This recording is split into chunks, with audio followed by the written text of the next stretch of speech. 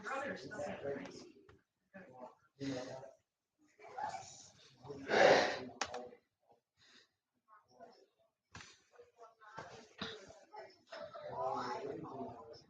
my fishy brothers. They're stuck in an ice pool. That's why I laughed.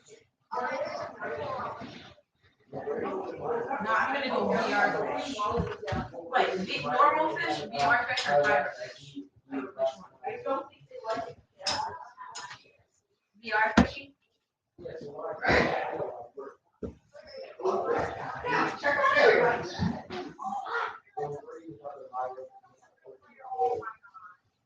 Oh my.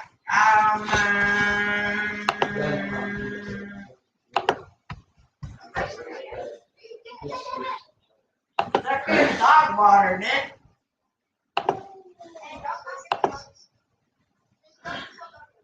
Kill doggo. Kill doggo. Hey everybody, welcome to the John DiVito Show. It is Tuesday at 11:24 a.m., starting a little bit early today, and I hope everybody had a fantastic Christmas. This is my first show, I think, since, sometime last week. I'm taking a little break. I'm kind of enjoying the Christmas holiday, which has been good. So, no, I'm actually doing my show on my computer. So I'm not sure if maybe my music or my intro did not come out, but no, I'm at home today, so I'm in front of my computer with the microphone doing my thing. So hopefully everybody had a good Christmas. Everyone is taking a chance to relax a little bit this week. I mean, this is why this week is so great. You know, so many people are relaxing with the school breaks and taking some time off from work and things like that. So it feels good. You know, I'm really enjoying the downtime. Of course, we've got a full house this week, and Eric mentioned he's hearing some background noise. You're going to hear probably plenty of background noise today. We have a full house with 6 people here right now, and 2 of my son's friends are coming over. So we're going to have 8 people in the house. So you probably will hear dogs barking. You probably will hear children making noise. That's the price of doing a podcast in a house where you're going to have 8 people. So bear with me today if things get a little noisy. But hey, I hope everybody had a great Christmas. Like I said, mine was good. You know, it was relaxing. We had a smaller get together this year than we normally do. You know, we had the 6 members of my family, and then my sister came as well, you know, due to COVID. The day before, we actually went up to New Hampshire and saw my father briefly with kind of a smaller crowd as well.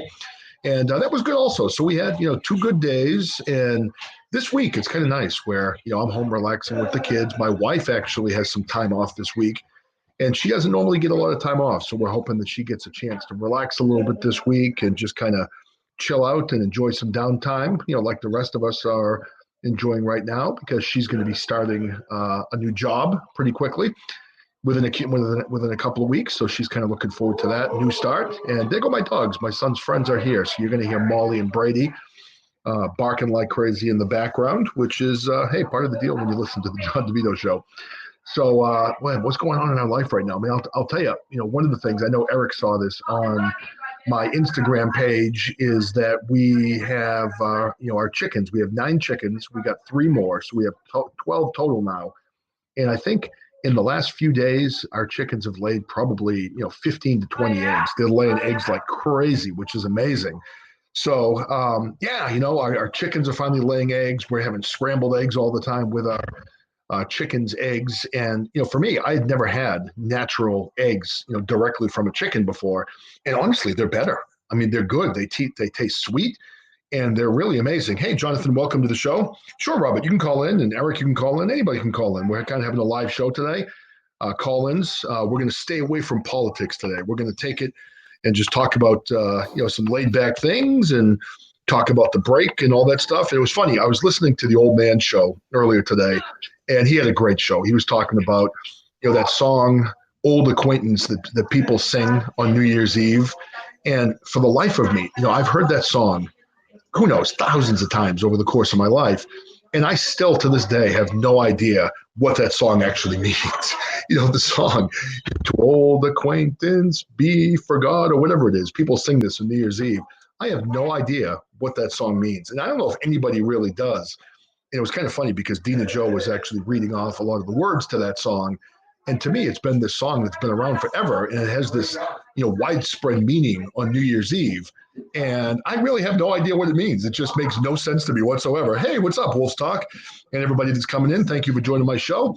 So we're just having a chill, laid back show today. If anybody wants to call in, join the panel. We'd love to have you. We got Eric and Robert on the panel right now with me, and I welcome anybody else that would like to call in. Just talking a little bit about the Christmas break, talking about New Year's Eve. Now, for the people in here, I'd like to see how old everybody is in here. So if you want to share me your age in the box and let me know if you have plans for New Year's Eve. So we get Eric, who's 36.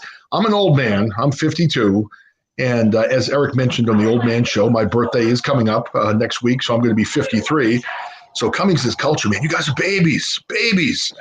So I see Cummings' culture is 28, Wolf's Talk Radio, 34, okay, 75, Jonathan Oliver, 43. So, I need the old man to come into the show, so I'm not the oldest guy in the room right now. That makes me feel better. Well, he's 67, of course. Yeah, so, what's that? Yeah. Is that what he is? He's 67, right? Eric, was that you? Is he 67? Yeah, yes. His birthday's July 6th. Okay, I think I see what my problem is. Hold on. You said there was background noise. I know why there's background noise. Hold on one second. Let me fix this little technical difficulty. One of my cords is not plugged in properly. Hold on. This should solve things if you guys are hearing feedback. 1 second. All right. Now, how does that sound? Is that better? Can you guys hear that better? Sound a lot better. Okay, now I hear you in my headphones. Yeah, I had one of my cords not connected properly. My poor wife my poor daughter last night, she had to borrow my computer because she started taking driver's ed last night. So my daughter Caitlin is going to be 16 in the end of March, and she has driver's ed, and she has to do it remotely over the computer. So literally every day this week, she has to be on for like 3 hours and 15 minutes, which is crazy on the computer. And she had this teacher last night that was kind of mean. He was kind of like the driver's ed Nazi, maybe, where he was getting on and he was yelling at the kids about having their connection being strong. And he was, saying to them, if I can't see you from the shoulders and above, you're not going to get credit for this class. So this happy moment of driver's ed was a very stressful event for my daughter. So she had to borrow my computer last night. So she had to disconnect everything from my podcast, and I forgot to plug one thing back in. So, hey, I'm a Gen Xer, borderline boomer, so that's kind of how things go. Hey, Chuck, what's up, man? Welcome to the show, everybody. Hey, Chuck, call in if you like. I want to have a good full panel today, just talking about some light things, politics.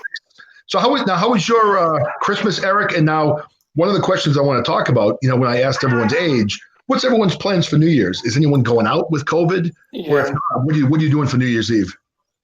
I don't think I'm really going to be doing much in regards to New Year's this year. But I finally got my tooth extraction appointment pushed up to tomorrow instead of having to wait until January 11th. Well, that's good news. So you get that coming up. Now, is the tooth really bothering you, or? I'm not in excruciating pain, but I had a little accident on Sunday morning when I was trying to chew food on the opposite side of my mouth. Somehow the food slipped over to there and it bumped into the tooth, caused it to chip a little. Before that, I was having, kind of having like a little pain issue with it, but I don't know if it might have been, I might have had, the tooth might have had a stress fracture. I really don't know, but I know that the tooth's got to come out. No ifs, ands, or buts about it. Yeah, there's nothing wrong. There's nothing worse than tooth pain. I've had that in the past before also. And I made the big mistake. Now, this is a story that I did back, I don't even know how long ago it was, probably 20 years ago. I had to have one of my wisdom teeth taken out. And I was in a lot of pain. So I tried to schedule an appointment, and the only appointment they had was like two weeks out. I couldn't wait 2 weeks. So I talked to the dental hygienist, and she said to me, well, one thing we could do is we could take you today if you want to come in and do it without any type of pain medication. So I was like, all right, yeah, I can do that. How bad can it be? Let me tell you, it was bad. It was a horrible decision on my part because I was, I think, dating my wife at the time. And I called her on the phone and said, hey, it looks like I'm going to go in and get that wisdom tooth taken out, and I'm not going to get any medication. They're just going to rip it out. And she's like, you do realize that sometimes these teeth will not come out. and the dentist or whoever it is actually has to stand up on a chair and you like yank this tooth out until it comes out. And I'm like, oh, come on, you're kidding, right? She's like, no, I'm not kidding. Okay, so you fast forward, I go into the dentist's office and he's trying to get the tooth out, and it did hurt. And he was yanking on that thing. Next thing I know, my dentist was up on a chair, twisting this thing and yanking this thing like you wouldn't believe, to the point where the dental hygienist started holding my hand because I was like, obviously like in agony, and I had like tears running down my face. And this dentist is yanking and twisting and trying to rip the tooth out. And oh my God, it was the worst experience I think I've ever had. So if you need a tooth taken out, do not take the short route and go in without medication. It was the biggest mistake I made. It was horrible. They finally got it out, but I think I suffered like PTSD for like weeks after that, thinking about what happened. So it was just horrible, horrible. Hey, Jess, welcome to the show. Welcome, Tron Cat. Thank you for coming in. And like I said, if anybody wants to call in today, I'd like to have people come in, tell me about their Christmas, tell me about their New Year's Eve plans. Now, Eric, are you a guy that goes out for New Year's Eve much, or do you basically just stay in? I'm mostly a stay-in kind of person. If I did get out for New Year's, it would be extremely rare. Yeah. But of course, I'm glad, of course, to see Cummings and Chuck here, and a podcast that you got to jump into yesterday for a little bit was Oliver and Tom's podcast show called The Daily Struggle of Two Middle-Aged Men. And they've got a really great podcast show going on, and I've even complimented them on how well that they're doing with their show, to the point that I think they'd be great candidates to come to VOP USA Radio Network. Yeah, Chuck, call in, definitely. And Oliver, if you're still here, call in, tell people a little bit about your show. And I did really enjoy the show very much. They were talking about some things I'm definitely very interested in. And Chuck and Billy, I've missed this show for a few weeks now. I'm going to get back into this show soon. I know this show's or listen to their published episodes for download. That's what I'm going to do. I've been like taking a break. I haven't been into many shows over the last week. Yeah, we'd love to have you on. So call in and tell us a little bit about your show for the people that may not be familiar with your show. I really enjoyed it yesterday. It was a great show talking about some cool topics, and you can let people know, exactly what your show is about and what type of things you like to talk about. Now, in the meantime, while we're waiting, I did find a list, and this is, I look at a lot of the lists on the internet, and I don't think my wife realizes how lucky she truly is, because I found a list on the internet saying that, and now this was by The Independent, it said, if a man has these 9 qualities, never let him go. And I guess my wife knew when she found me that I had these 9 qualities and even so much more. So let me get on this list of qualities. Let me know if any of you guys in here have that. Ladies, let me know if your men have these qualities.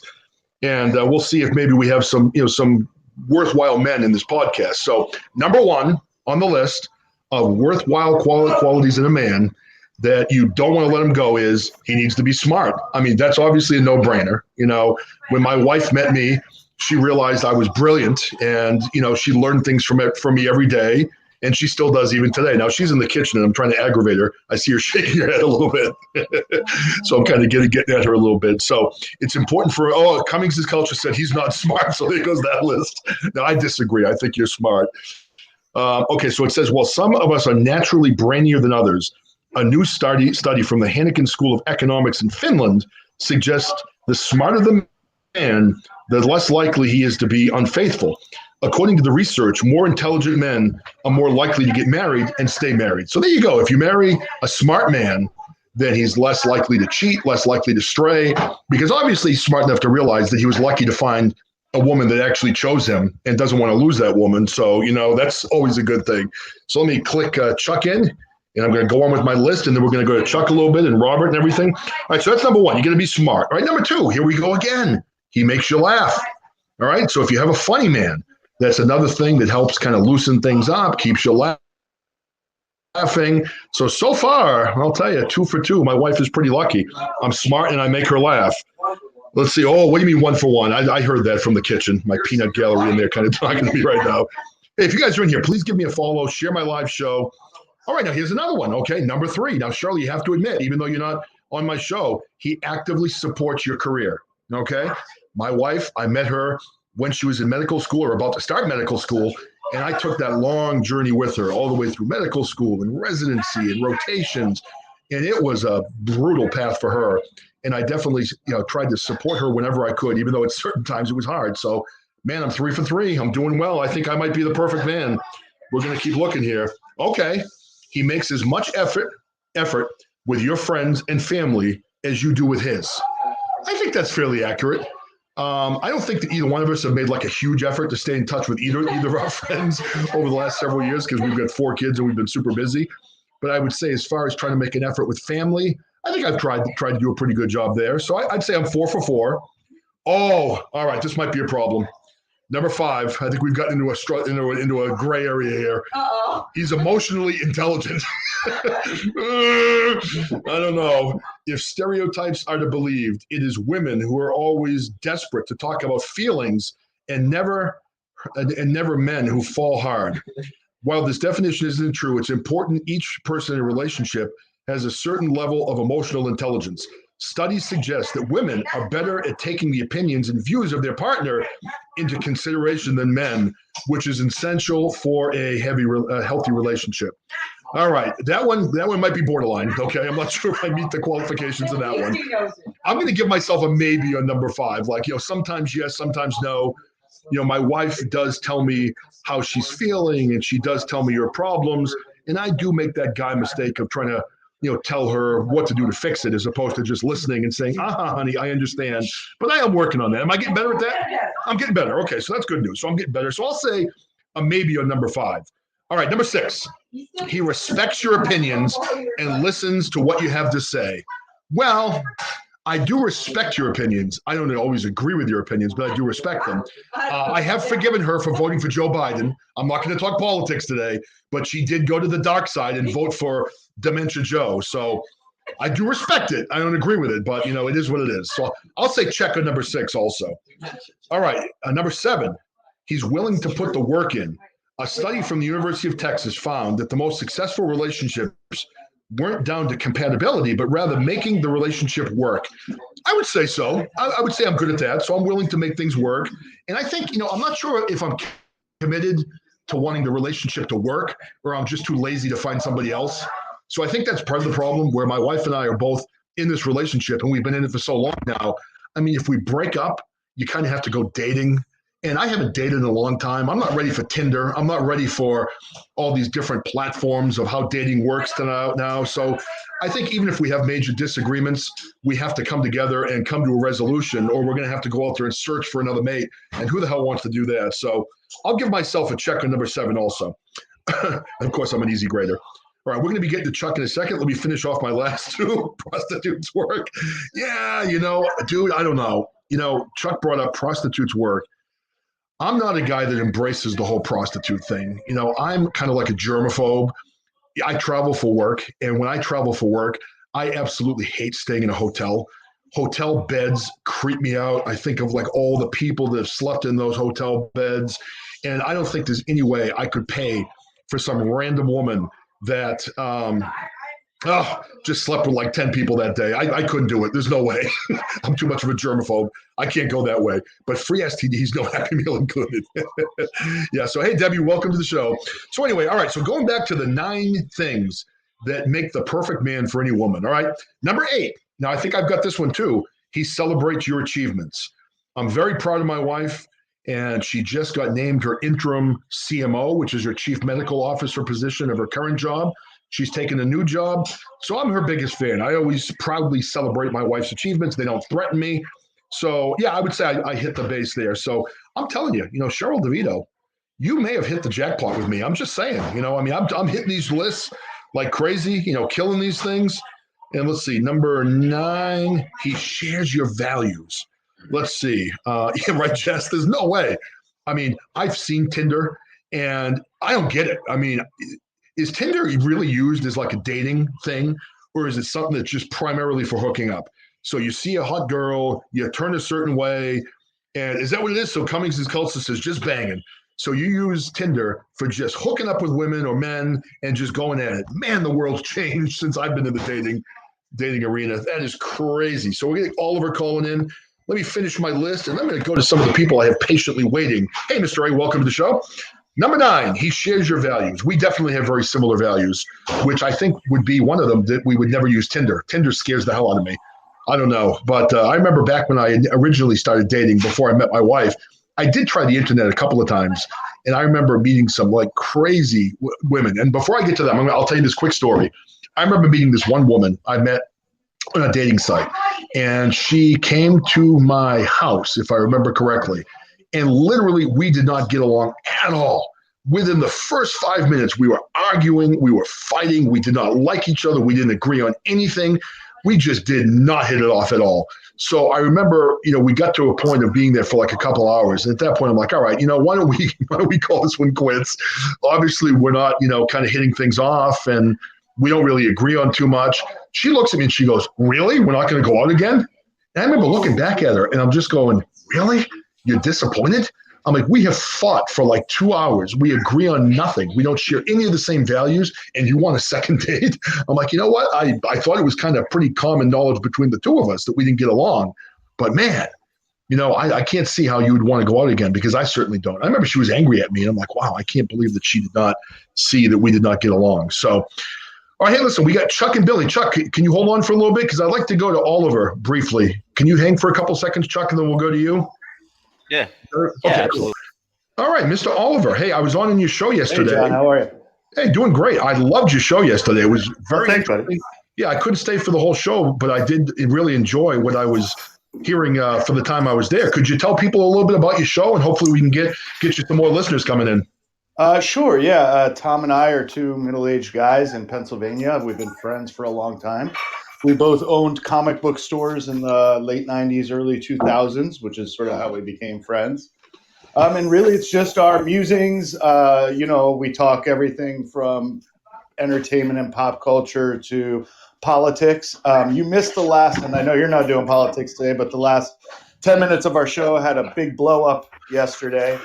Did it? I missed it. I was there for that. Oh, yeah, Eric was there. One of our regular callers, Sandra and Tom, got into a huge, really shouting fight. It was great radio for me. I felt bad for them both. They were very angry at each other at the end, but it was very entertaining. We have some pretty strong political debates on this show also. And I know Cummings is Culture. I'm actually going to be in his show this afternoon at 4:30 Eastern time, my time. And we have a lot of political debates. I figured today, my first day back after a week off, we'll keep it light, have some fun, and stay away from all the politics. But I'll tell you, you do get into sometimes some very nasty debates on politics on Podbean, Yeah, it was very interesting yesterday. And just to circle back to what you were talking about before, John, I also had my wisdom teeth taken out with a local anesthetic, my two top ones. No, they didn't put me under or anything. It was the worst fucking mistake of my life. It was, sorry, I don't know if I curse here, but it was. No, it's okay. You can curse. I have these.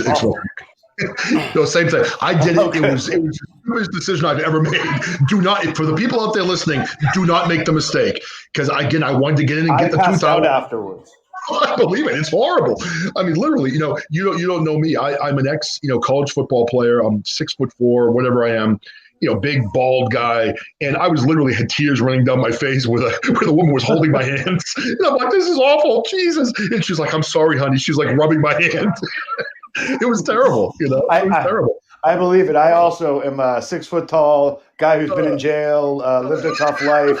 And I'll tell you right now, I walked out of the dentist office into the lobby and bam, face first, right down. Oh my God. They brought me back to the dentist office and my dentist goes, don't ever walk out of here and pass out again. You make me look very bad in the waiting room. I'm like, dude, what the fuck? I don't know what I'm doing. Like, you gotta walk up and be like, I've been in jail, man. Jail's got nothing on this shit. Just go down. Boom. And then dating, to circle on that, man. I've been married now 13 years with my wife for 15. We got 2 kids. And yeah, marriage is an ups and downs thing. Like, there are highs and lows, and you're really happy sometimes, and then there are times where you don't want to talk to each other or even see each other. But fuck dating. Like, oh yeah, I mean, I couldn't do it. I'm done. I'm old. I'm done. If something happens and my wife and I get divorced or something like that, I'm gonna go solo. That's it. I'm done. I can't do it again. There's no fucking way. I'm done. I'll live a life of solitude. It was my dog barking. Sorry, we got my son and friends coming over. And I see Chuck mentioned. Now, John, I don't know about this. I see Chuck saying to you down in the chat that he hopes you drop the soap. Now, Chuck, is that something you're hoping for? Or does it say, I hope you didn't drop the soap? I'm not sure which it is, Chuck. So Chuck, but you're on the call with us. So drop are you hoping he dropped the soap, or are you hoping he didn't, Chuck? I'm just kind of wondering. I want you to clarify that. Didn't. It's obvious you have a week. You just can't fucking read. It says it didn't drop the soap. Where I was, thanks, Chuck. Where I was, luckily, that type of shit didn't really go. I mean, if it did, we didn't know about it. So that type of shit didn't go down. If you dropped it, that's for sure. Yeah, no, people, that was not looked upon. Nobody was going that way, and if someone did, we stayed the fuck away. It just wasn't sort of acceptable where I was in jail. But you know, put a cork in your ass. I mean, that could be a solution for me. No, that could be a solution for me. If something happens and my wife and I get divorced, I mean, I'm not gay and I've never tried that, but I could go to jail and give it a shot. It could be a way for me to get some attention from, I don't know. I could flip teams and, maybe go that way. I don't know. I don't know if that'd be a case or not. Go on the guys who flip like that in there, you don't want to be friends with. I'll tell you that right now. You'll be on the lowest tier of human being there. There's tiers of life there, and you don't want to be on that one. Yeah, they'll pack of Pall Malls just to give you a good old. Yes. No doubt. Oh man! So now is your first name Jonathan? Is that what it is? No, my first name's Oliver. Oh, your first name's Oliver, so it's Oliver Jonathan. Yep. Oh, okay, cool. Because my first name is John, Jon, but with no H. So I thought it was just in reverse. Okay, so your first name's Oliver. Now, if you don't mind me asking, what were you in prison for? I'm just kind of curious. If you want to tell us, cool. If not, so it wasn't. No, it's fine. It wasn't I was in a maximum security juvenile detention type thing. Mr. A actually, and I have talked about this because he did the same sort of thing. I got sentenced for going in for selling marijuana. So I got caught with 10 pounds in my high school. Yeah, that's a lot of weed. Yeah, no, I remember. I had a friend of mine that was we used to do fantasy football together. And I went to his house because this was back in the day before you had things that tabulated the stats. So we had to do the stats. So he called me up one day and goes, "Hey, want to come over and help me do the stats?" I'm like, "Sure." So I walk into his bedroom. He was still living with his parents. And oh my God, I could smell the weed like a punch in the face as soon as I went into his bedroom. And don't get me wrong, we both smoked weed. It was all good. We did the stats, probably fucked up the stats, but hey, we did them anyway. But he opens his closet. He's like, "Yeah, dude, check this out." He had literally 5 pounds of weed in his closet. 5 pounds. It was more weed than I've ever seen in one place in my friggin' life. And I don't think I realized he was, had that big of an operation going, but he never got caught. He made, I think, quite a bit of money selling weed and didn't get caught. But so that's, and that sucks too. Today, I mean, you end up going to jail for that. Today, in a lot of places, weed's legal. You wouldn't get anything. Right. That's bullshit. I've thought about that a lot, John, where I go, had I gotten caught today, it wouldn't have mattered whatsoever. This was in the 90s.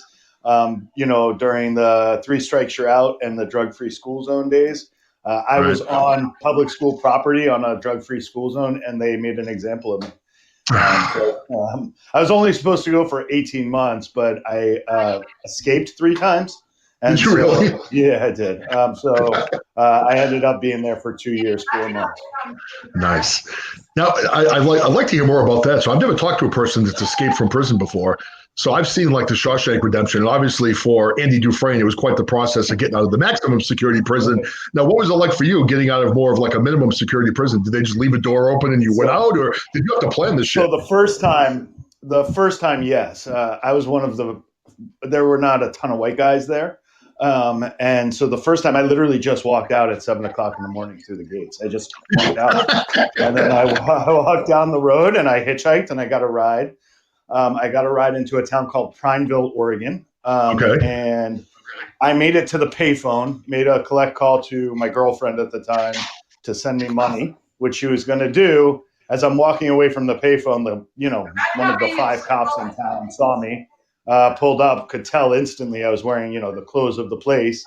And he arrested me. And I was in their juvenile detention for about 3 weeks before I circled back in.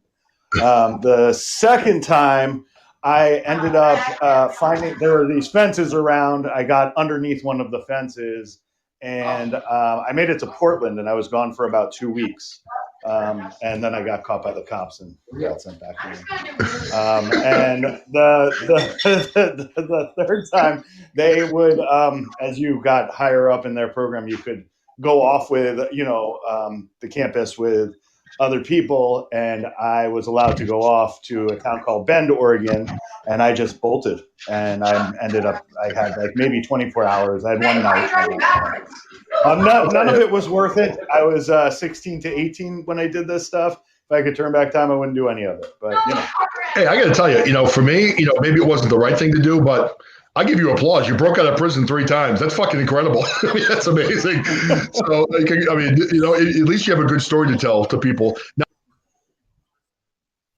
Now, he mentioned that you were the only honky in the prison. Now, I don't care about the comment, but my comment is the last time I heard the word honky, I think was on the TV show Sanford and Son. So where the hell did you come up with the word honky? I hear cracker more now than anything else. So honky's from like the 70s. They use that on the Jeffersons too, John. Right. Oh, that's right. George Jefferson, you old honky. He used to call the white guy down the hall a honky, right? Yeah. That's right. So Chuck, when did you pull honky out of? I haven't heard that term in a while. Sorry, that's I pulled. Oh, Chuck is, I think, muted. No, I'm not muted. Oh, there he is. So I guess it works. Chuck, you. Sound like you're breaking up. Am I breaking up? Ah, damn, fuck. Cause see. All right. Is that? You sound better as long as you're not in the Matrix. No, I'm not in the Matrix. I haven't. So.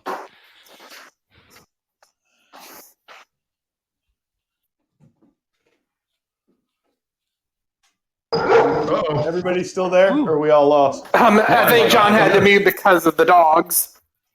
No, I think we had what happened? I was looking at my computer, and for a second we lost connection, and now it's back. So who knows? Funky internet things. So who knows? That's the life of podcasts, I guess. So Chuck, tell us again. I'm curious. The word honky. Where did that come from?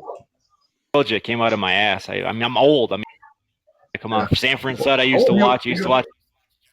That was a funny show, man. But see, now back in the day, the old shows like All in the Family, The Jeffersons, all those different types of shows, you could make jokes about race. You could make, I mean, for me, when George Jefferson called a white guy a honky, I would laugh my ass off. I thought it was hysterical, and I mean, people didn't get their panties in a bunch over all the little small things that people used to say back in the day. And I'm not sure why that's all changed. I mean, I guess everyone's a lot more sensitive today to different things that are said, and I understand that. But I mean, back in the day, it was more of a joke. People would laugh, and I don't think. I mean, maybe I'm wrong, but I didn't get offended. Maybe different cultures got offended by some of the things. So who knows? I never got offended. What did you do on your show last night? I saw right at the very end of your show that you were on. What was your show about last night?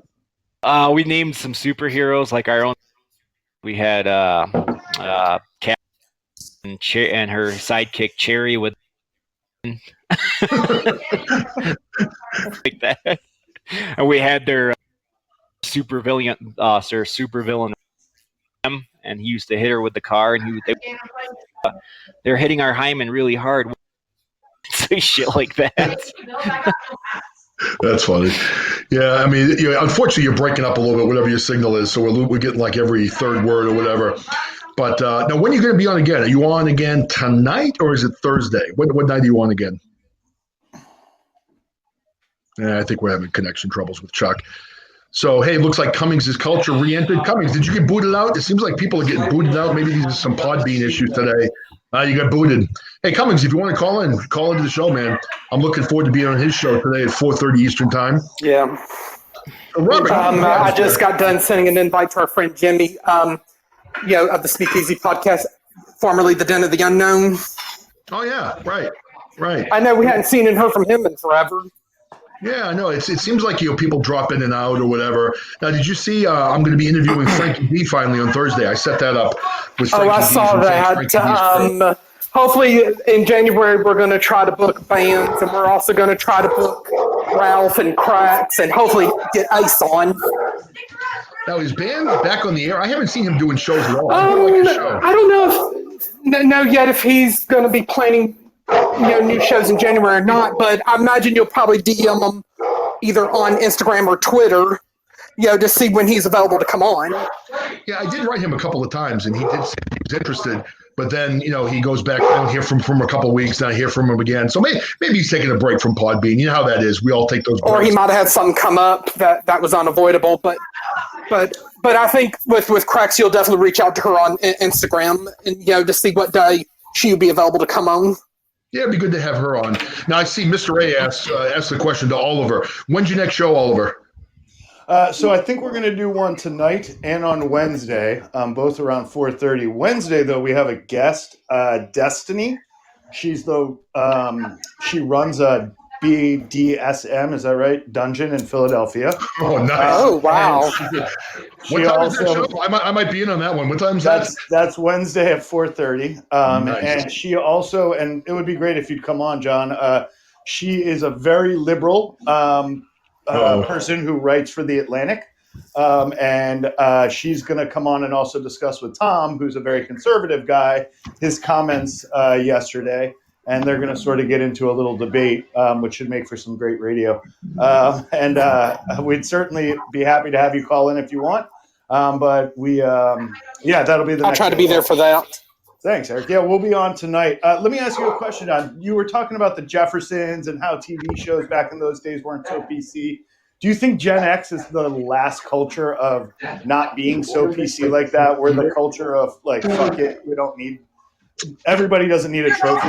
I think so. I mean, for me anyway, I'm a Gen Xer. Obviously, I think like you are as well. And I'm kind of borderline. I was born in '68. I'm 52. So boomers are 65. So I'm more in line, I guess, a little bit closer to being a boomer than anything else. But I think so. I mean, when I was a kid, I mean, you didn't get celebrated every time you failed. I remember the only participation trophy I ever got was in my first year, I think, of baseball when I was a young little kid.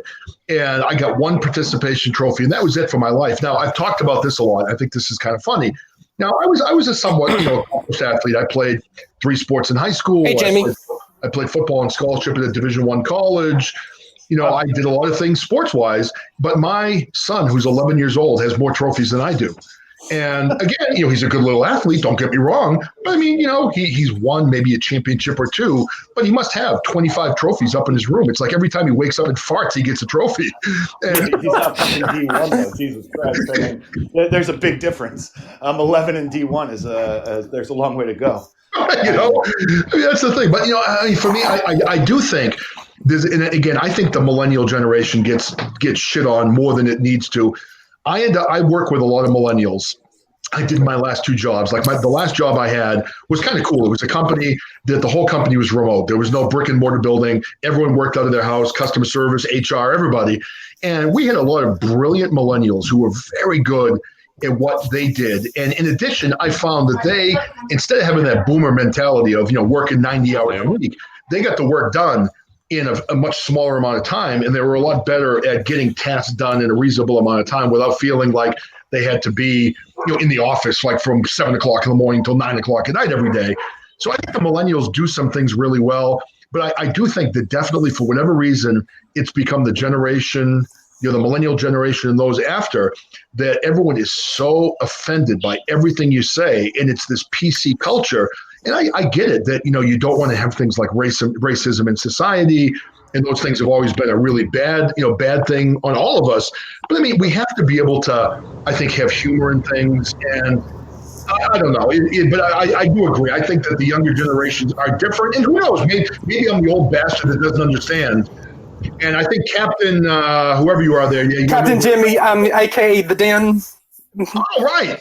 Yeah, okay. So that's the Den. Okay, gotcha. Hey, welcome to the show, man. How are you? I'm doing good. Thank you. Thank you. Just went through the shittiest holidays I've ever gone through in my entire life, but doing good. Oh, what happened? What's going on with your holidays? Why are they so bad? What's up? Well, to kick things off, this is the first Christmas I'm spending without my dad, because my dad passed away a few months ago, as a lot I'm of sorry. people know. Yeah.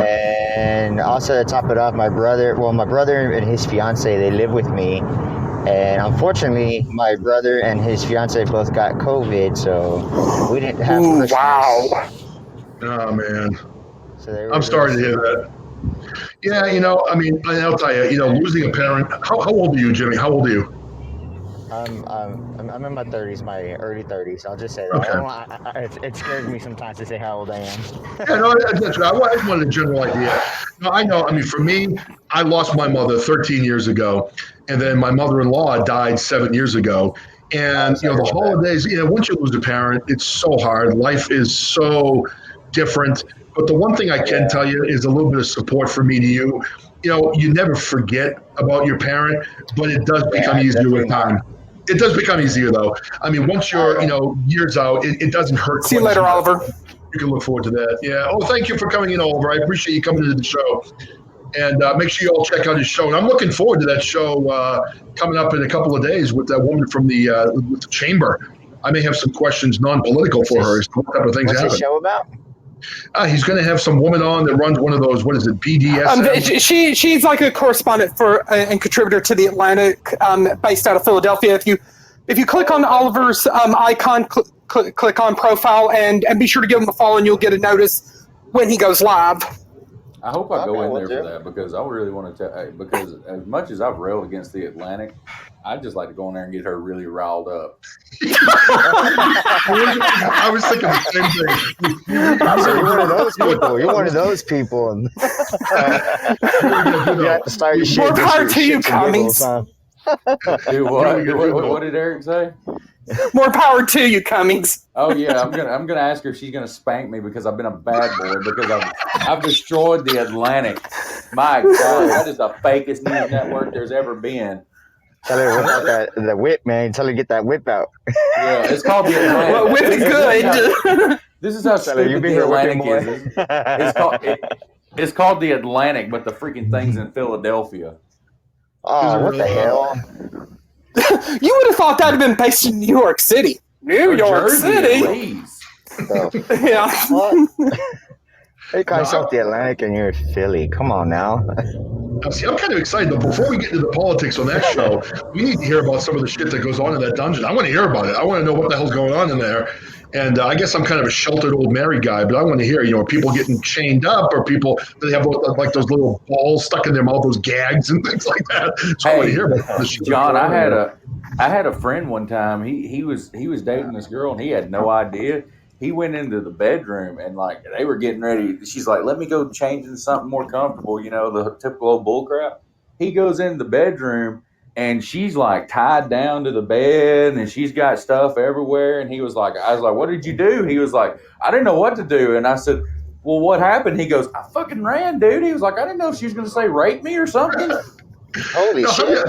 How did she tie herself down to the bed? Did she have help, or did she? Is she good enough that she can do it herself? Welcome to the show. That's a valid question. That's a good valid question. Oh my God, man, I'm missing out. A lever system going on there to tie her up. Now, see, probably had somebody recording in the closet. Now, this is one thing I can say to all the younger people out there. All right, you are spoiled in that way. When I was a kid, when I was young, you had to work to get laid because back in those days, women wouldn't give it up, man. They were saving it for marriage. They wouldn't give it up. So you had to fucking finesse it to get something. Today, man, you got Tinder. All you got to do is swipe left, swipe right. You get laid. You got dungeons everywhere. You got people tying themselves up to bed. I got screwed. I was born in the wrong generation, man. I don't know. Man, now all you got to do, like when I was a teenager, all you had to do was take them and buy them something to eat, and they were giving it away.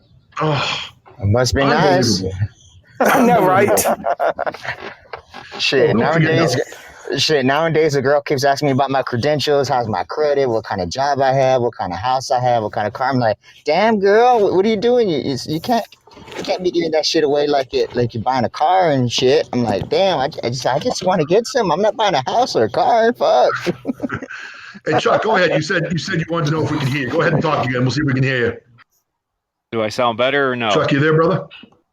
Loud and clear. You're back. All right, we can hear you good now. So Chuck, I'm sure you have some stuff to say about this now. Have you ever spent time in a dungeon?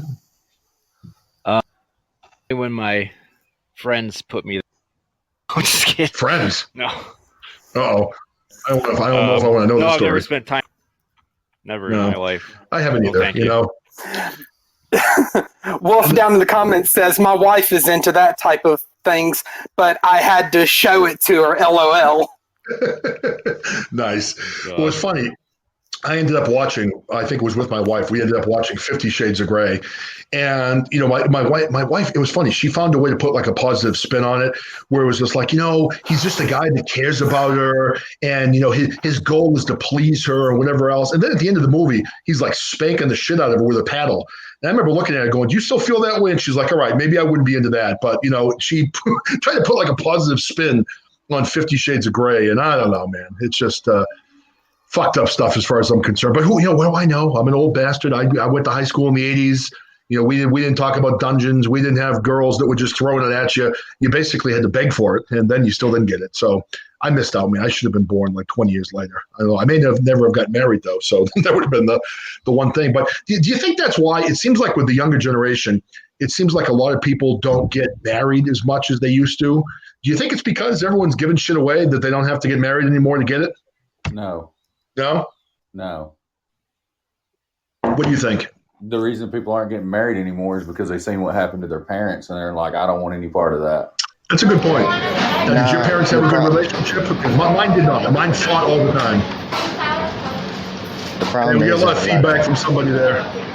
The problem is that a lot of young. Oh. Oh, sorry, Jimmy. I think I accidentally muted you.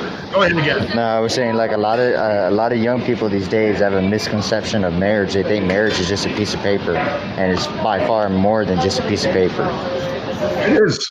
I mean, you know, even when when you're young and you get married, even if you and your wife, you know, have a great, you know, sex life and you're into each other and all that stuff, as you get older, I mean, that stuff is still important, but it becomes less and less important. I mean, once you've been with someone for, you know, for me now, it's been 20 years, and dating for 22 years. I mean, you have to have more than that. I mean, eventually, you know, after you had sex for like the millionth time, then you got to have something in common. You got to have some common interests. You got to be able to get along in your life. And you're right. I mean, marriage is tough.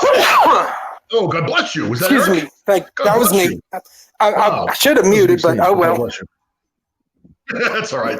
Hey, easy laid back show today. It was funny. I ended up talking when I go into shows, I think about, okay, what are we going to talk about today? We'll talk about positive things, happy-go-lucky things. We'll keep it light. Next thing I know, we're talking about sex dungeons. So my show, I know. Well, I think Chuck and Billy would be talking about that on their show, but when their next episode of Chuck and Billy's Not Your Cup of Tea comes on, you'll probably be hearing that material rehashed. All right, Chuck, I got one for you. What are you talking about? What? Chuck, I got one for you. What should you never say when you enter a sex dungeon for your first time? What do you think? Let's brainstorm. So what type of things should you not say when you enter a sex dungeon for the first time? Can I bring the wife? Anybody else in the chat? Feel free to add. My dad watches. Go ahead. Watches.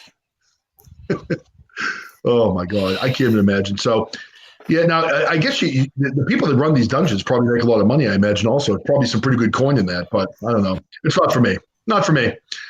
And Eric, this must make you uncomfortable. You're a Christian man, and I guess Cummings is too. I mean, I try to be open-minded. Yeah. Eric doesn't come to our show that much because he's like, these guys, I can't be in here. Hey, you're crazy in a good way. I know. Mr. A, come here often. Well, so's the rest of you. Thank you, Robert. Hey, Yeah, Robert too. Robert's a Christian too, so I'm sorry for making you uncomfortable, Robert. But go ahead, Chuck. Hey, John, you know where? I saw that, by the way. Congratulations. Oh, wow. Number 2. Now, you think you can overtake that number 1 religious show? How far are you behind them? We're about 20,000 points. I think we can. That's a lot. Hopefully, y'all might have a good January, Chuck. Oh yeah, we're gonna be a month because I said so. Well, for those of you that have not been into Chuck and Billy's show, it's a friggin' hysterical show, and I'm sure you've all been in and heard the show. But I mean, 2 funny guys. And I don't know if you knew, Billy added me on Facebook, so I've seen a lot of his Facebook posts also. He's a funny bastard on Facebook, man. Everything he posts is just funny, you know. He's a funny guy. Check out the show. Did you read what I wrote, John? That Twisted Sister got a hold of me. No, D. Snyder from Twisted Sister? I want him on. He asked him if he would be on the show, and he's told he just hang tight. That's all he got. These 2 lady, one's named Jessica, one's named Nicole, and they 2 filthy nerds, and they're perfect. we want him to come on, and we have Josh Blue coming for New Year's. So it's the weirdest thing with your connection. It's like clicking in and out and in and out. Like you hear it's because a I'm few words, using it goes out. my old mic. It's a piece of shit. I have a new. I do it for some reason. That could be what it is. So. But Yeah, I was gonna say you keep cutting in and out, bro. Yeah. I'm noticing that as well, and I'm trying to make out what you're saying. Yeah. Josh Blue is a funny guy, though. He's the guy that's got cerebral palsy, right? And he gets on. Yes. He is hysterical. He is really a funny guy. Yes. So I'm looking forward to you having him on. So now, I guess going back to a question I was asking earlier, is anybody doing anything for New Year's Eve, or is everyone just staying home this year? What are you guys doing on the panel? Is anybody going out?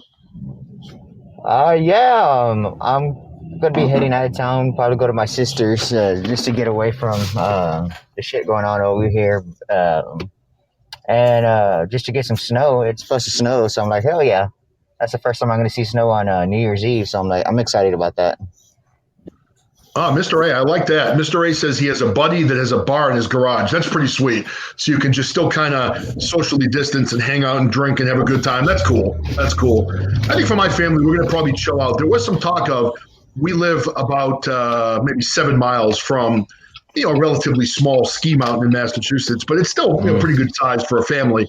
And we may go there on New Year's Eve and do a little bit of skiing and then just come back and chill out and do whatever. That's what's up. Yeah, so I've always wanted to try that. Go skiing and snowboarding. I've never done that. I've gone ice skating, but I haven't done snowboarding or skiing. Well, I got back to skiing for the first time this year in about 15 years, and I was never a good skier in the first place. So I've gone twice so far this year. I'm definitely rusty, but I'm kind of getting back into it a little bit. But like my 2 youngest sons both snowboard, and they absolutely love it. And if I was a little bit younger, at my age now, I'm not going to start snowboarding. But if I were you, if you're in your 30s, if you're going to try it, I would start snowboarding. But it's tough. I mean, it's tough to learn. I heard snowboarding's easier than skiing. That's what I've heard. It could be. I mean, I've never tried snowboarding, so I can't say. But I know that my sons, they struggled initially when they were snowboarding. But they took a couple of lessons. They picked it up. They love it. They go all the time now. We buy season passes for our local mountain. It's pretty cool. Well, and I know Slightly got to have his trip to Big Bear, and and they got plenty of snow. And our other podcast friend, Lady Me, arrived, I think, on Sunday, and hopefully Slightly and his better half make it home this eve in time for tonight's show. That's right. Now I see that Lady Me was also in Big Bear. Now were they there together, or was that something they just both? I'm kind of thinking that they're in separate. I don't know whether they might have met up or not. I've not asked and haven't heard anything back from them. God, he was pissed the other night. Was he really? What was he pissed about? What was he pissed about? Something about he got kicked from his hotel room and they canceled his, or he got canceled his cabin reservation. Did they really? Why? How did that happen? That's bullshit. What happened? Because the city was towing the cars due to coronavirus. Unbelievable. That's crazy. So they canceled everything and he lost. That's incredible. So, I mean, how far away was Big Bear from where he lives? Probably a pretty good distance. I mean, that's about an hour outside of Los Angeles, and about 3 hours from San Diego, where he normally lives. Okay, I must have seen that then. When I was in Riverside, California last January, I could see the mountains with the snow. It looked like it was probably about an hour away. So that must be where Big Bear is. I didn't realize it was that close to LA. But still, I mean, that's a huge pain in the ass to have that happen. But for my family, last year we had a really good time for New Year's Eve. I met an old high school friend that I hadn't seen in a long time, and we ended up going to one of those hibachi bars. And oh my God, the guy running the hibachi guy was friggin' hilarious. He had this little small plastic Buddha guy, and he had like a little penis, and that's where he had the sake. So he'd be swirling across the table, and he going, more sake, more happy, and it was coming out of his tank. We got so drunk, we had a fucking blast. Holy shit! We had so much fun that night. Hey, Class 1 man, thank you for the share. Oh, we had a blast. We got loaded. And this was the guy I used to play, football with in high school, so we hadn't seen each other for a long time. Actually, you know what? I got in contact with a buddy, too. I know high school, but actually, I know this guy since middle school, and I was shocked because, like, when I knew him in middle school and high school, he was, like, really, really, really big guy. And I ran into him. I didn't even recognize him because he lost so much weight. I was like, holy shit. He recognized me right away. He's like, damn, dude, you haven't changed that one bit. So do you even age, man? Are you a vampire or something? I was like, no, I just got really good genes, bro. I don't age. You're lucky, man. You're lucky. I've gone from being that fit high school football player and college football player to being someone that everybody calls Shrek now. And if you look at pictures of me, I do look like Shrek. I will admit it. But I didn't mention this. I forgot. As of yesterday, I started my New Year's diet a week early. Nice. I stepped on the scale yesterday, and numbers did not come up. The scale just spoke to me and said, "Get the fuck off me, you fat bastard." So, Oh my Lord. when I realized that happened, it was time to maybe start a diet. Yeah, okay. I bet that scale was screaming, "Oh Lord, help me!" Who is this guy? Get it off! Get it off! Jesus! Yeah, you know when you. Dude, I was there too, dude. I was tipping them scales a little too much myself, and I was like, nope, gotta lose this weight. If I'm gonna get in the Air Force, they told me I gotta drop this weight, so I'm gonna drop this weight, get in the Air Force, and go see the world, serve my country. Nice. Now you see Mr. Ray's comment. My scale says only one person at a time. Yeah. Well, I think my confession is probably having to gain a little bit of weight from the COVID, because I've got a bad habit about stress eating, but since I'm getting ready to have that tooth extracted tomorrow, I'm probably going to be having to drink those Slim Fast shakes for a few days. Oh, you're probably right. Yeah, those will help you with the pain of eating solid food and things like that when you finally get that done. But now, Mr. Ray, let me ask you this question. I was backing up in the house yesterday, like I was walking backwards, and as I was doing it, I was hearing a noise. It was going beep, beep, beep, beep. I'm not sure what that meant, but no, but I'm determined. That was your butt plug beeping. I'm going to stick with my diet. I definitely put some COVID weight on, and you have a problem when your fat guy clothes are getting tight.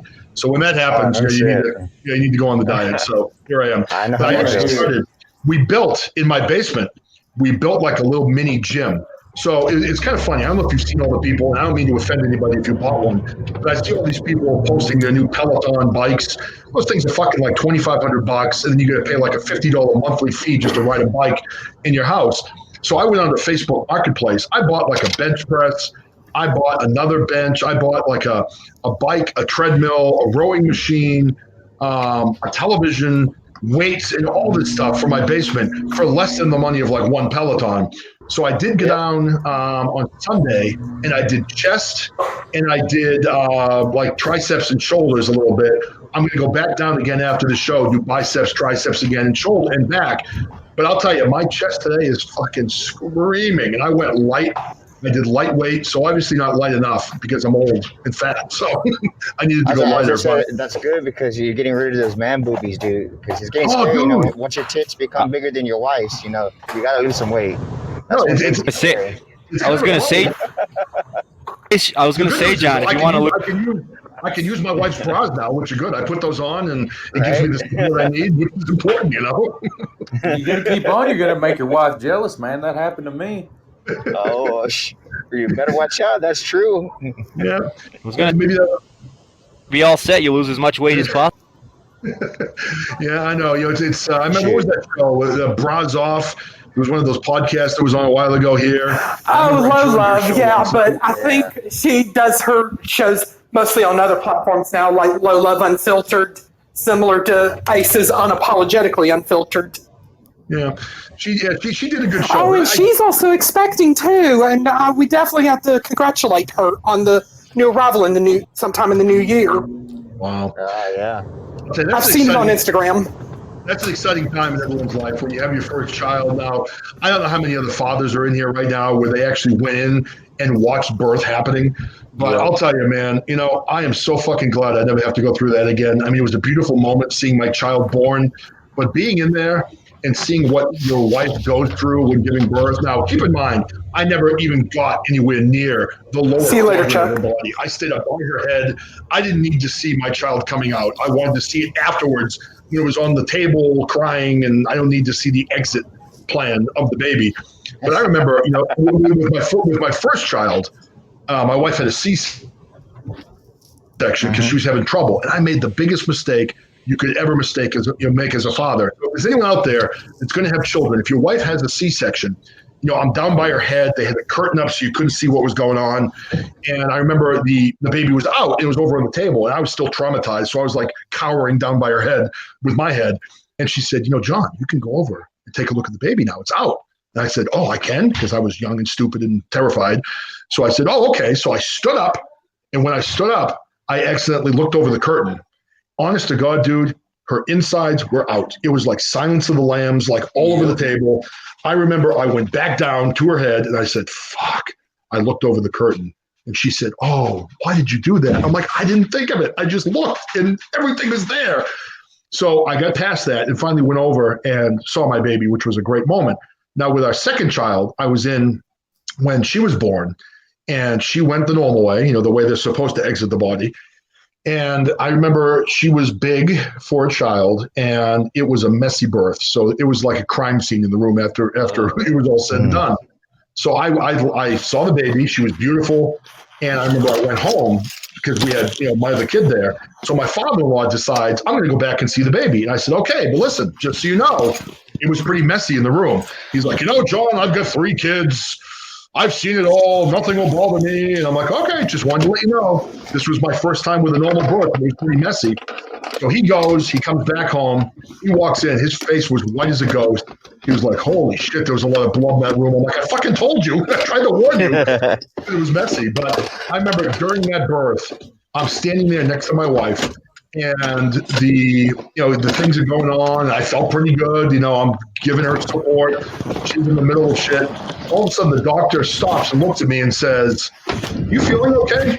And I said, yeah, I think I feel pretty good. Why? She's like, you are as white as a ghost. Do you feel hot? I'm like, yeah, I feel kind of hot. She's like, sit down now before you go down. So apparently I was close to hitting the floor. I didn't realize, but I don't know. So yeah. So it's the pleasure of having children. I'm glad I don't have to go through that again. I don't want to see any more babies born. I think Class 1 directed a question at you, John. Is your wife a redhead? Is my wife a redhead? She is not a fiery redhead. One of my good friends' wife is a redhead. She's got blonde hair, but not a redhead. I guess Jimmy must have left us. You know what we say? Yeah, go ahead. You know what we say about redheads in Alabama, don't you? What do you say? The redder the head, the hotter the hole. Oh, no, that's true. That is true.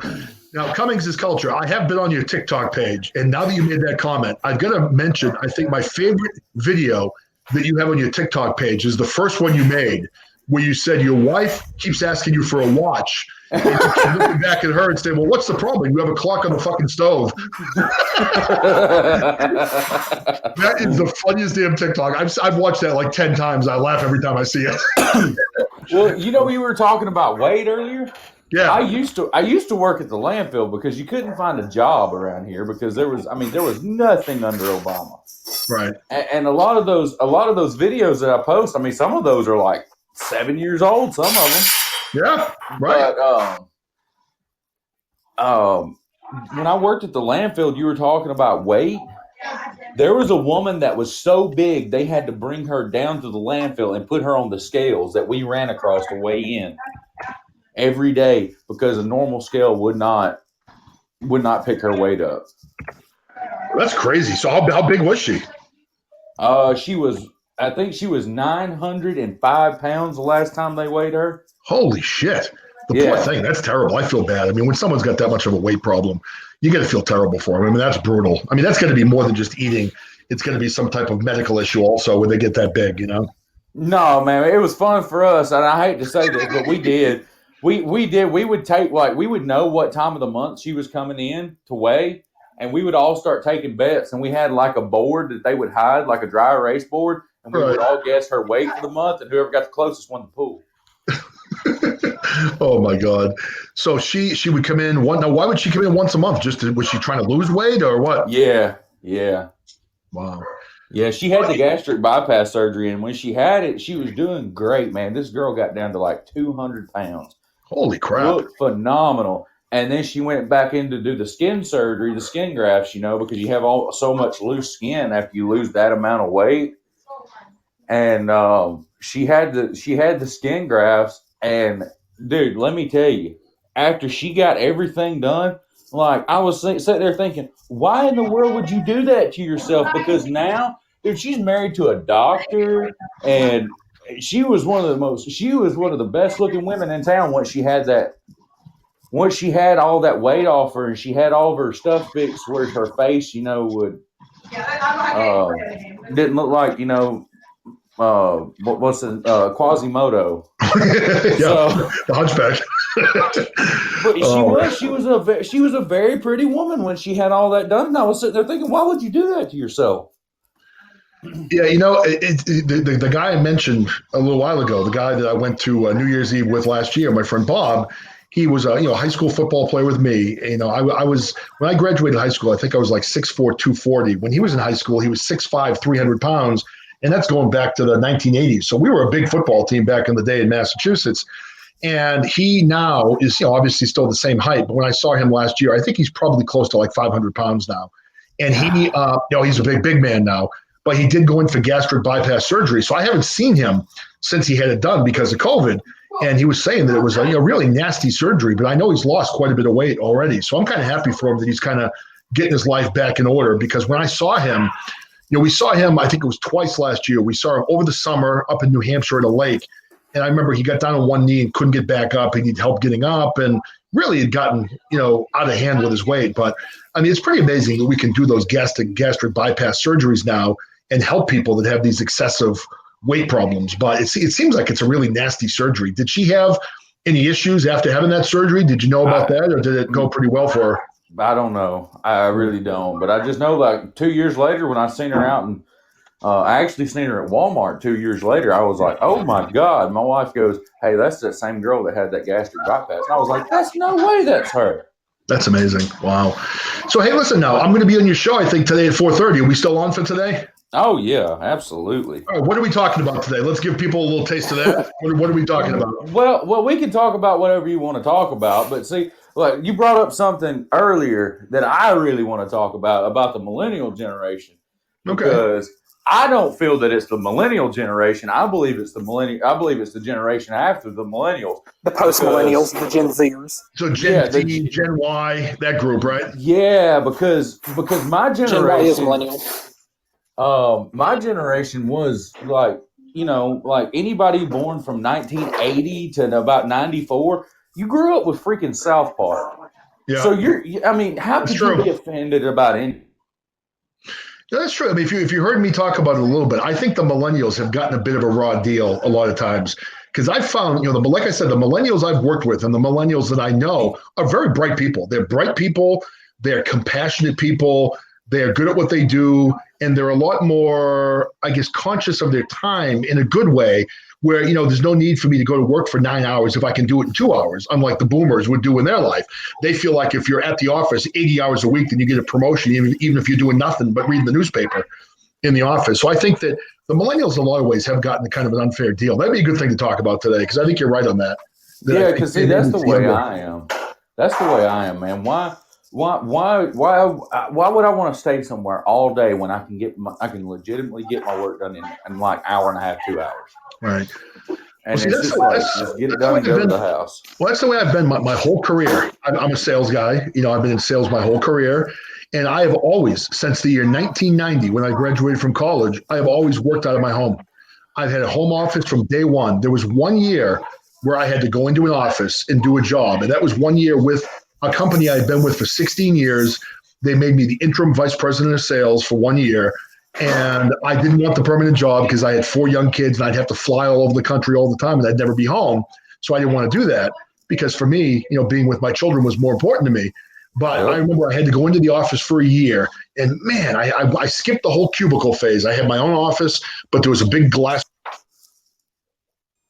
I couldn't get anything done. Every 2 seconds, someone was knocking on my door and, coming in and asking me questions. And not that I minded it, but as I was trying to focus on the tasks I had to do, I couldn't do it, because literally it was like an open door all the time. And a lot of the things, you think like, you're the vice president of the company. Hey, Rich. You think that you got like all these big, high pressure, important things that you're dealing with. But literally it was, so-and-so is being too noisy in their cubicle. Could you go over and ask them to quiet down? And I remember one time with human resources, I had to talk to a person about their body odor. And I remember saying to the human resource manager, like, really? Do I have to be there for that? She's like, well, you're the vice president of sales. And I said, well, who are we talking to? What's his problem? Where does he work? And she's like, oh, no, it's not a man, it's a woman. So it was me, the female human resource manager, and this other woman that worked for our company. I had to address her body odor in a meeting. And I'm just sitting there going, what a fucking nightmare. I don't want to do this. It was completely uncomfortable. I mean, the woman took it pretty well. But I mean, the human resource manager went through a whole list of things about before you come to work every day, you need to take a shower, you need to comb your hair and brush your teeth, you need to wear deodorant and the whole thing. And I'm just sitting back like, oh my God, kill me. So for me, I did the 1 year in the office. That's not something I ever want to do again.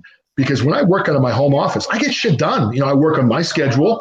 If I want to work at 4 o'clock in the morning, I do that. If I want to work at 10 o'clock at night, I do it then.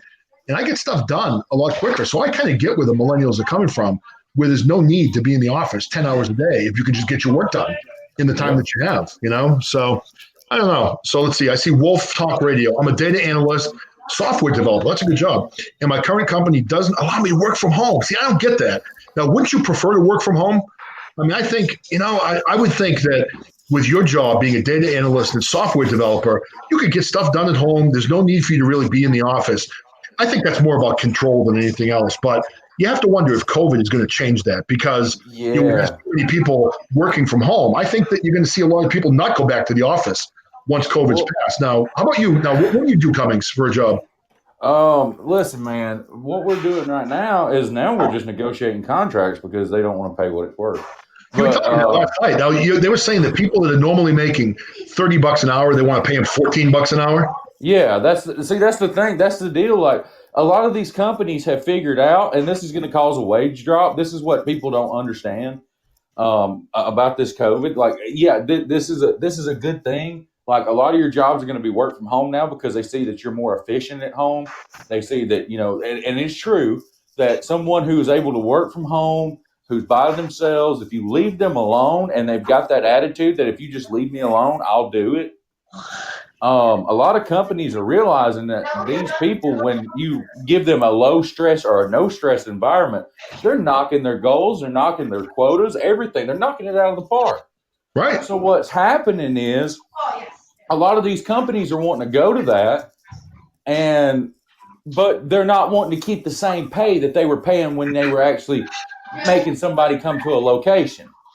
When I think the wage should actually go up because it's your utilities you're using, it's your internet you're using, and that's the thing is that we're going to have to create a new labor union for the people that are working from home, and we're going to need labor unions going forward. If not, jobs that paid $30 an hour 2 years ago, or even 6 months ago, they're not going to pay but about $12 to $14 an hour, and that's what a lot of these major companies are wanting right now.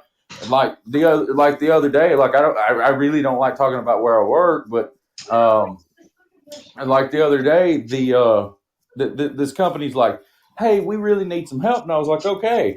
So we get on the phone with them, and they're wanting a $1.5 million contract, $1.5 million worth of work. They're wanting it done for $300,000, and that's just not going to work. No, you can't do that. That's crazy. And they're saying, oh, well, they'll be working from home, and there won't be too much travel. And I'm like, yes, there will. There'll be just as much travel. Well, they'll be working from a motel room. No, they won't. They'll still have to go to the job site. Right. So that's what a lot of the problems going to wind up being over this over COVID is because they're just not going to want to pay these people what the work is worth. Well, that's why I remember we were talking a little bit last night, and I'm surprised that you were saying too that I didn't realize the minimum wage was so much different in different states. Like we were talking about the minimum wage. I mean, I live in liberal Massachusetts, obviously, but the minimum wage here in Massachusetts is $12.75 an hour. So if you think about this now, my 18-year-old son, who's a senior in high school, and my 15-year-old daughter, who is a sophomore in high school, they both work at the grocery store. It's called Market Basket up here in Massachusetts, Demoulas Market Basket. They're a great family-run company. They take care of their employees. And it's one of those stores where when you go in, they'll have like literally 30 registers open. And there's a cashier and a bagger at every register. The boys have to wear ties. It's a great, great store. Good family business that we love up here in New England. But now my kids both get paid. My son bags groceries. He's getting paid $12.75 an hour. And then on holidays and Sundays, he gets time and a half. So for me, it's kind of crazy to think that down in your area, they're expecting adult people that have families to make $14 an hour when you've got kids up here where I live that are making $12.75 an hour. It makes no sense to me. But the problem you have, up here anyway, and I think in other places where you have these high minimum wages. Now, yesterday I had to go to a Home Depot. So I went into Home Depot to buy bags of sand for our chicken coop because it was all muddy inside. So I went into this Home Depot that's right near the market basket where my two children work. And I hadn't been in this particular one before. So I went in and I get my bags of sand, and my son and I were going up to pay for our goods. And the thing that got me is I know that a lot of places use the automatic checkout, booths now, and I try not to use those. This store did not have the option of having even one person checking out materials. They did customer service. You could go to customer service if you really needed to, but every single checkout booth was a do-it-yourself checkout booth. And they did have a couple of people walking around helping people with those. But I mean, that's what happens when you have a minimum wage that's $12.75. The big companies say, "Oh, okay, you want to do that? Then we just won't have any jobs for these people. We'll put in computer systems." Yeah, but that's a bunch of lies, John. That's a bunch of lies that companies tell you. I know a company right now that got $50 million due to the government when the government shut down for coronavirus. They started handing out money. They handed this company $50 million. And now they're talking about, we're going to close stores. No, there's no reason for you to close stores because you were only going to make, before the government gave you $50 million, you were only set to make around $35 million in that time frame. So you actually made $15 million more than what you would if you would even shut down. So they saved money, but they're going to justify it by cutting stores and cutting workers, and they're going to put it in. They're going to put in automation. Now, when you go to a store and you buy something with automation, what's stopping you? What is stopping you from forgetting to scan something? Nothing. So that's what I think people should start doing is just start forgetting to scan it. And then when they come to you and say, "Hey, you stole that," I'm not trained to work that machine. True. I mean, that's one of those things. I think yesterday, you could easily go in, scan something, and then as you're walking out, if you get caught, say, "Oh, I thought it scanned. I didn't know. I don't know how to do this." You're right. I mean, that's something people could try to do. But I mean, for me, I always try to go to, the person that is checking out the groceries or whatever. I mean, for me, I think it's important for stores to have jobs for people that maybe don't have college degrees or don't have the ability to go out and work with their hands and be able to fix something, build something, or whatever it is. So I mean, I think it's important for companies to have these jobs. And unfortunately, you see more and more of these companies cutting them. That's why I love Market Basket so much, where they go out of the way to make sure there are young kids with jobs. Like my son Matt has autism; he has a job. They give kids with special needs jobs. And it's so nice for people to have that ability to work as opposed to being stuck in this system, collecting your checks or whatever else, So, well, when we're talking about $12.75, though, the minimum wage in Alabama is $7.25. That's crazy. That's such a big difference. Yeah, wow. And one of the things that they're doing when they say it's $7.25 an hour, John, I guarantee you, I don't know, but you were in Home Depot yesterday, right? I was, yes. Okay, how much was a piece of 3/4 plywood in Home Depot? No idea. Couldn't tell you. Okay, so I guarantee you it was about $30 a sheet. You know how much it is in Alabama? How much? $30 a sheet. See, there you go. And so they tell us down here that we can't pay our employees anymore. Why? Because, listen, man, my grandpa owned a lumber yard for years. I know how much markup is on those lumber supplies. We used to sell stuff for $15 to $16 a sheet to Lowe's, and Lowe's would take it to their store and they would sell it for $25, $30 a sheet. And people say, "Oh, they're doubling their money." Yeah, but they could have very easily sold it for $20 a sheet, a whole bundle, and still made a ton of money. Oh yeah, I'm sure the margins, the profit margins in a Home Depot or Lowe's are probably, they've got to be, 40, 50, 60% overall average, I would think. I've never really looked it up, but I know that, the stuff that I sell, I don't want to reveal too much about my company, but we sell curriculum to schools. Do you know what the profit is on the stuff we sell? We sell curriculum with the materials. A lot of the stuff we sell is digital platforms. We sell things where we don't have to really produce a physical copy of something. Some of these things we make 80, 90% gross profit margin. And luckily for us, our company is a company that's a small mom and pop company. They take care of their employees. They do pay us a fair wage and you get paid bonus on what you sell. But a lot of these companies, like you said, they don't. They're making money hand over fist. And then, man, in Alabama, they're paying you what, $7.75 an hour? You said now $7.25. That's the federal minimum. Now think about this. Now I am 52 years old. When I worked in college in New Hampshire, this was like 1988 to 1990. I worked at the local school district up in New Hampshire. I mowed the lawns. I did, on the football fields. I did some inside work like a janitor at the buildings. I was getting paid $7.50 an hour back in the 1980s. So that's crazy that your people are getting paid that. That's a minimum wage. That's ridiculous. Well, you know what the problem is that we have these good old boys down here, and they benefit off the wages being lower. But John, it's ridiculous to the point where you got cities like Birmingham where the prices are just as high as they are in Boston, and those people down there are working for $7.25 when people in Boston are working for $12.75. Right. And those people and they wonder why people sell drugs. They have to. They're pretty much forcing people to sell drugs. You have to. Now, I don't know if it comes down to, I know that, in different areas, obviously a place like California has crazy real estate prices. Massachusetts, we do also. We have very expensive homes and things like that to live in. Like for me, I live an hour and 20 minutes outside of Boston. And you've got me, a college graduate. I've got a good job in sales. My wife's a doctor. We can't afford to live in the metro Boston area because if you want to live anywhere within, say, like maybe a 30 to 40 mile radius of Boston, you're looking at most houses being close to $1 million, if not over. And I'm talking about like if you have a small ranch in the town of like Wellesley or Brookline or Newton, cities right outside of Boston, you're looking at $1 million for a ranch.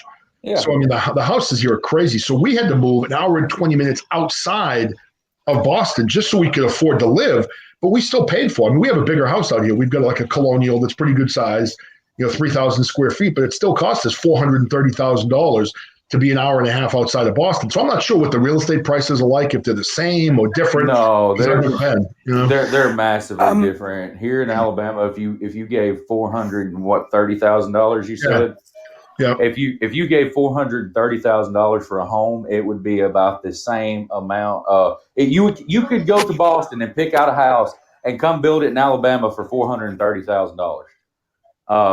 Any house. So that's amazing. So that would go a long ways in Alabama.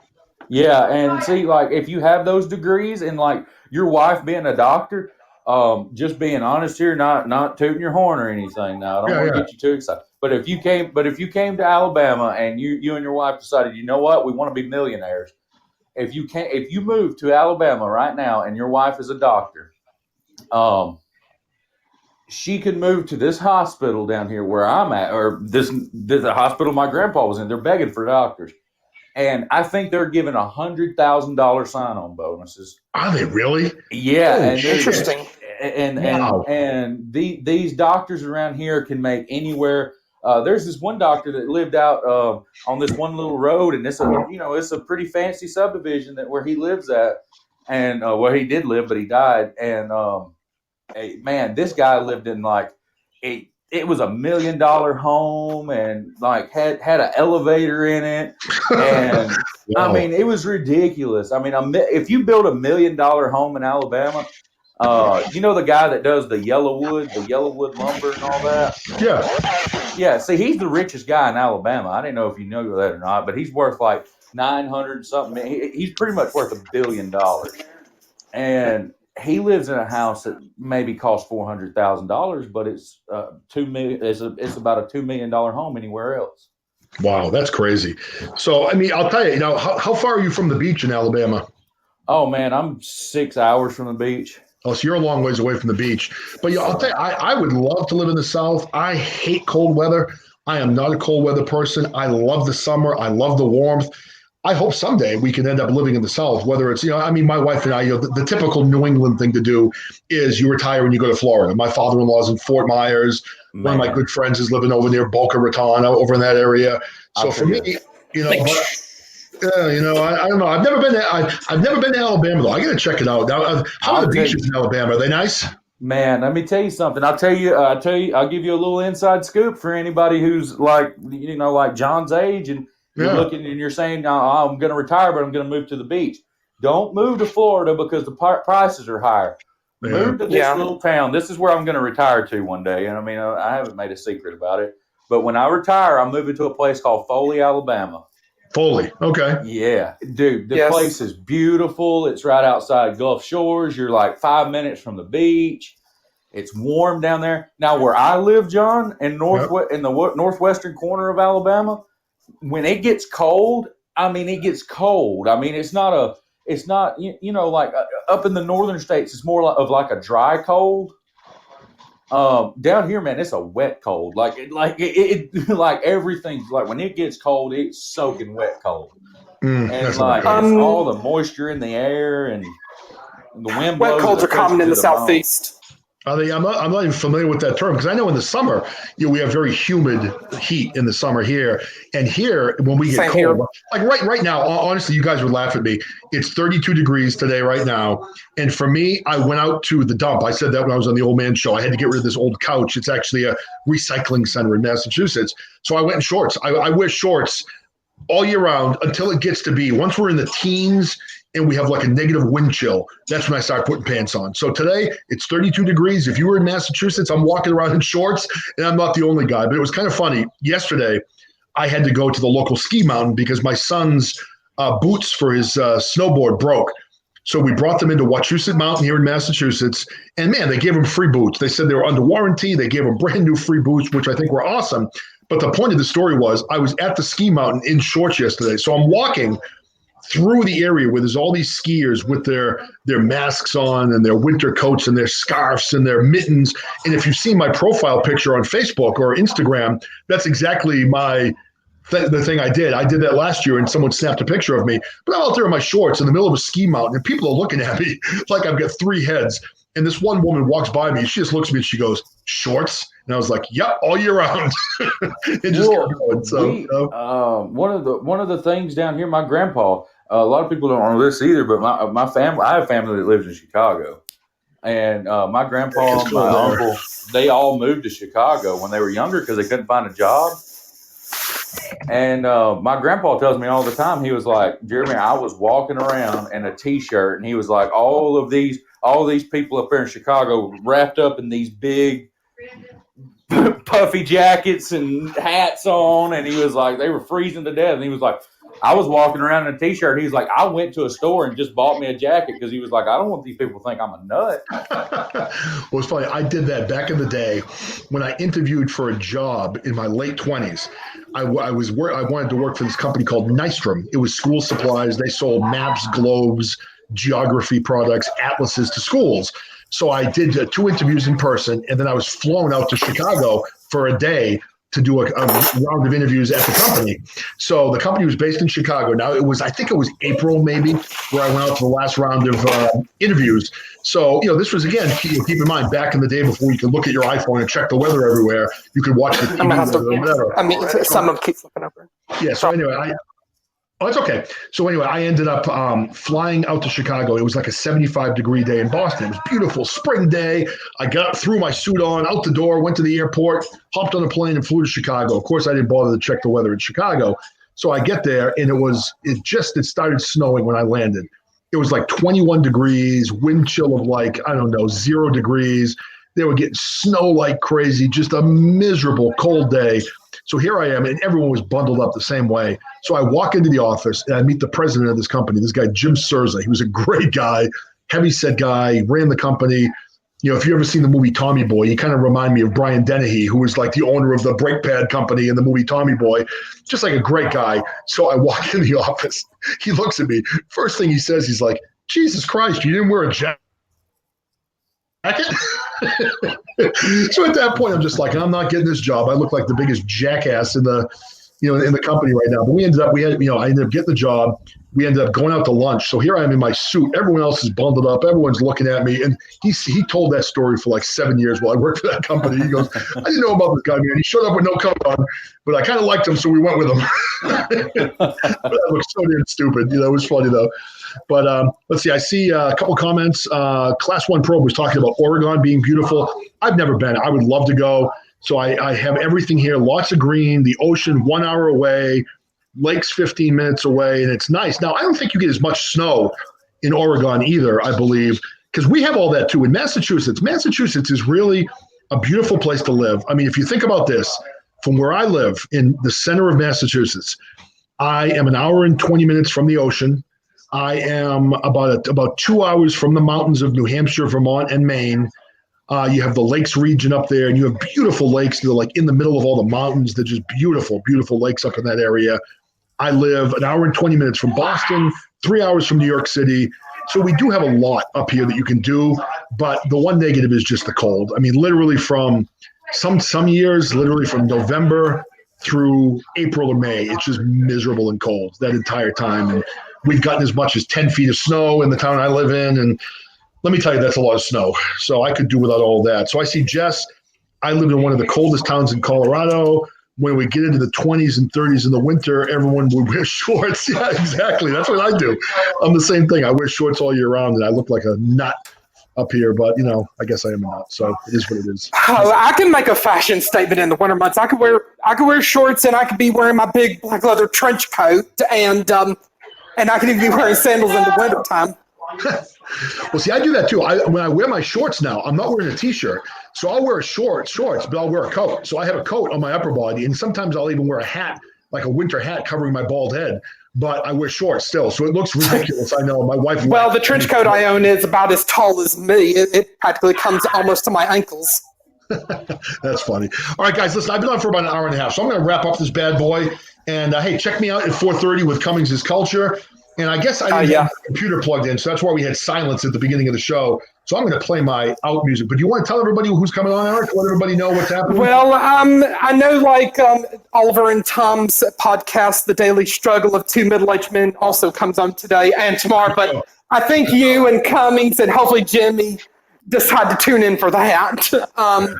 But hopefully Slightly Serious should be back home in time to do tonight's show. And I know y'all are going to have to miss me on the Old Man Show tomorrow since I'm going to be getting that tooth taken out. But hopefully I should be alert enough for Slightly show tomorrow night and be on for the Thursday editions of the Old Man and your show when you have Frankie D on and a host of other podcast friends since we're winding down the year 2020 and getting ready to welcome 2021. And if anybody saw my super chat, you can also find the John DiVito Show, the Slightly Serious Show, Cummings' Culture, and Wolf's Real Talk Radio, and hopefully a couple other podcast friends doing shows also on the new VOP USA Network.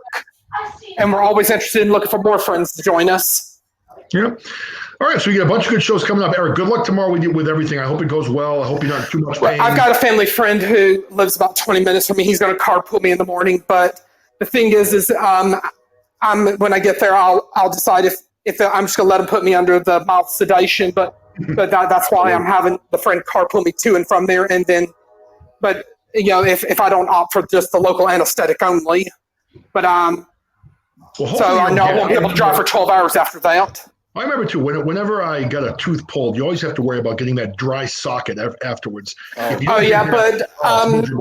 to take care of it for a couple of days. But so I might be sore, but I'm not going to let that pain bother me. Right. All right. So Cummings, I'll see you today at 4:30 this afternoon. I'll be on with you. I'll bring my headphones with me, so I'll probably be on from the car someplace. But I'm looking forward to being on your show, and I may do a show tomorrow. I haven't decided yet. If not, then I'll definitely be on Thursday and probably get back to a more normal schedule next week.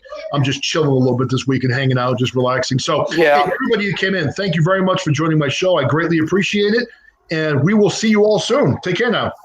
Love you, and God bless you, everybody. See you soon. Take care, Cummings. All right, bye-bye now. Oh, so Ethan, are you going to the gym today or no? Ethan.